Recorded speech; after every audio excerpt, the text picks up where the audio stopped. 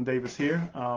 It is Wednesday night, and here I am for another edition of What Was I Thinking? So tonight I want to talk about one of my novels, which is a really fun one to talk about because this is probably the most interesting process in writing a novel development that I ever experienced. And the name of that particular novel is Priestess of nKu, which is also a novel that I'm featuring this week with. I'm talking about the Women of Sword and Soul. So this is a book that came about very differently from my other novels. Usually my novels are coming from a place of some research or a particular ideal or concept that I want to talk about and express. But this novel was totally inspired by artwork, specifically by the artwork of Shakira Rivers. Some of you may already know her. Her name, she goes by Kira the Artist. She does a very good job and specializes in black elf imaging. And I'm going to put a link up to her DeviantArt page because that's where I found Shakira's work. I was actually on DeviantArt looking at artwork and stuff like that. I used to spend a lot of time on DeviantArt because I was looking for artists to do cover art for me. And I came across Shakira's work and I said, man, I really like her style. She's got a unique style. And I initially commissioned her to do some artwork from a short story that I had written called The Dragon Slayers. And I actually had her do two different images for that particular story. And I really liked her, what she had done. And I continued to follow her work over a period of time, over a few years and stuff, always looking at her work, giving her high fives on it and all that kind of stuff like that. But one day she posted up a black and white image that really caught my eye, and I'm going to show you the image here. And this was the image.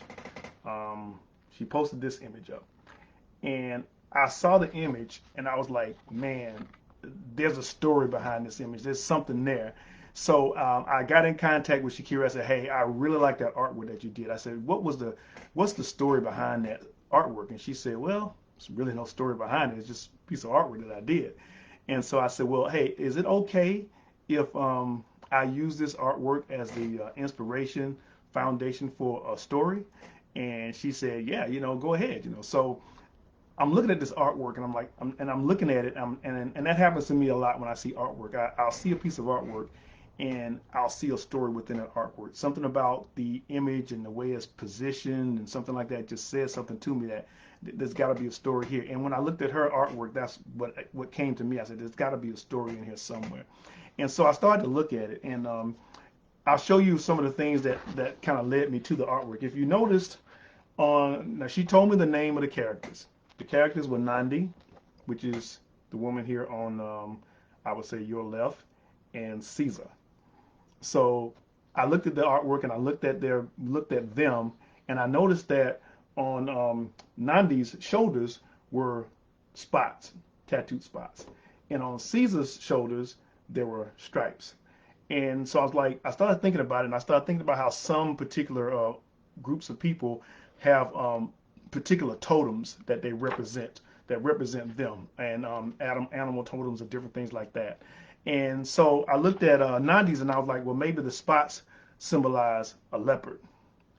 And that's when it started the whole process of developing what was going on in this story.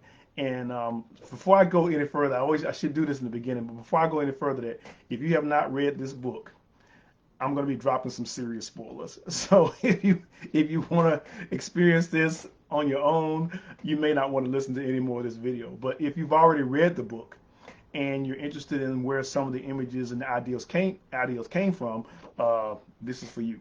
So I saw these spots and I started thinking about maybe we have a group of people who are different tribes or different cultures, and each one of them are represent a particular or claim a particular totem or spirit. Like in Nandi's case, her people were the leopard, but then I had other people who were elephants and lions and different things like that. And I go by use the Swahili words for them, like Fisi and Timbo and different things like that for the people. And so these people have these different groups and these different totems. And then they have one particular person, one particular warrior who is I'll say their top warrior. And that warrior can actually assume the physical capabilities of that particular totem, even to the point where at some point they could transform into that particular totem. Where Nandi's family, Nandi's people are leopards.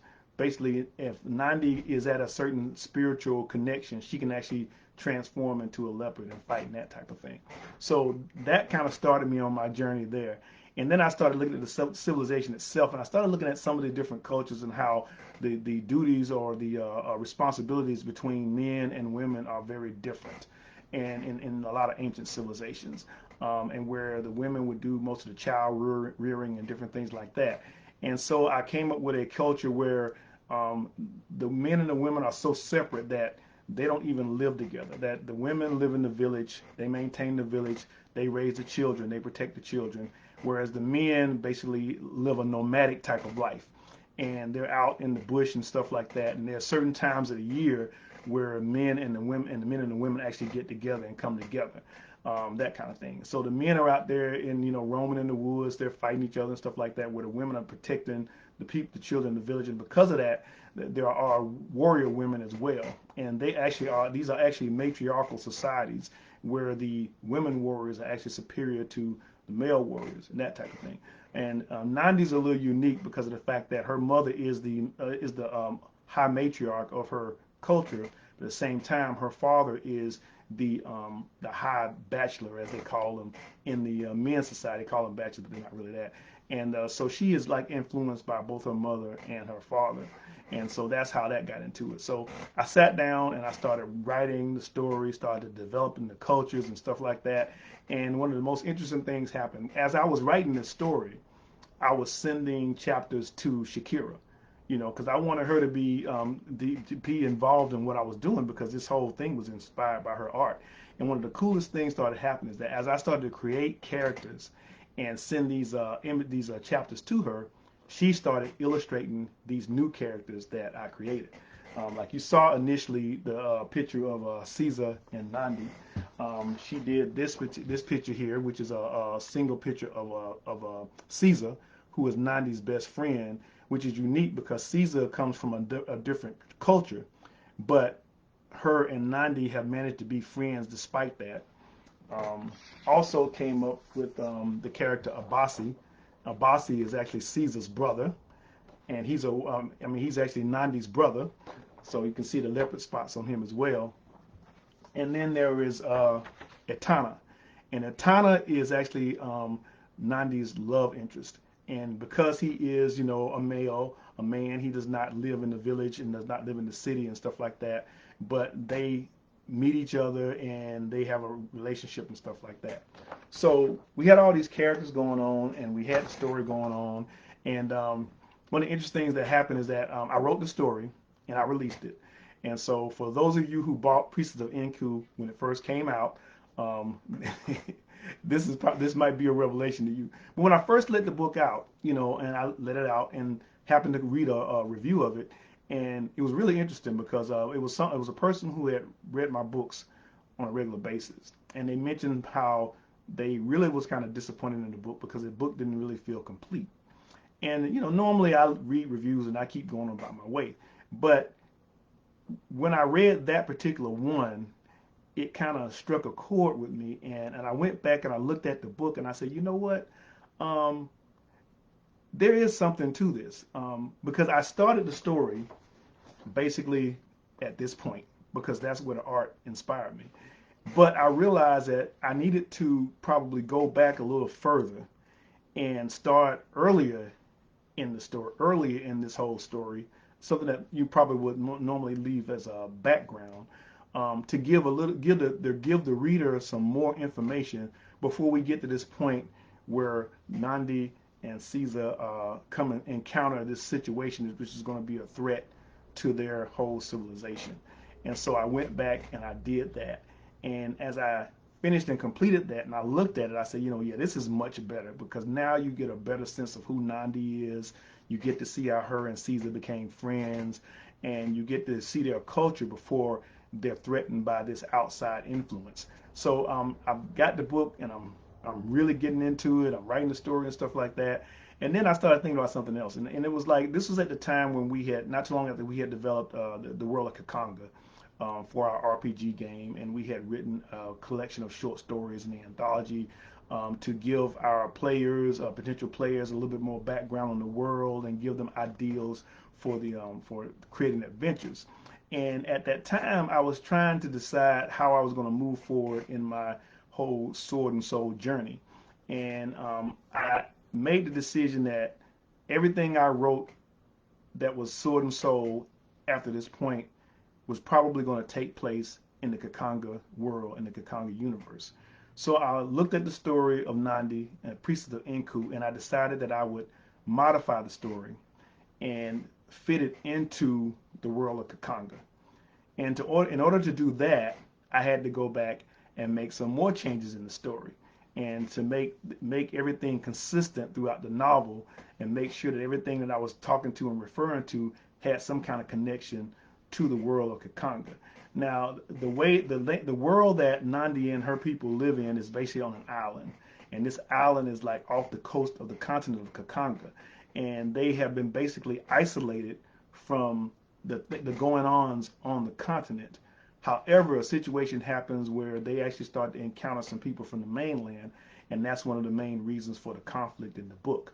And so I had to go back and rearrange the story a little bit. The basic story is the same, but but when I introduced this element of Kakanga, it made the story a lot richer.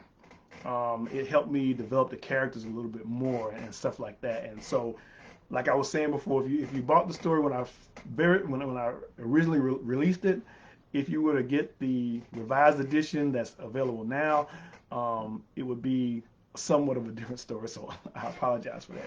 So of course, the last thing that we did when after I got finished with the novels, ready to publish it, I had to get cover art.